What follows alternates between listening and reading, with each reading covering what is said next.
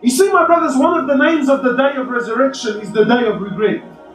One of the names of the day of resurrection is the day of regret. Why? Because on that day when you stand in front of Allah subhanahu wa ta'ala and you realize the opportunities that Allah gave, the chances that Allah subhanahu wa ta'ala gave, the amount of time that we wasted, the amount of bounties and blessings that Allah gave me and I rejected, you will see the weight of all of this when you stand in front of Allah subhanahu wa ta'ala. Today, now, when you and I think of last Ramadan, the Ramadan that, yeah, it came and I didn't do much. Now, today, when you and I talk about it, big deal, you know, better luck next time. Habibi, now you can have that conversation. But when you stand in front of Allah subhanahu wa ta'ala and you realize the opportunity that Allah gave you and you realize how you wasted it,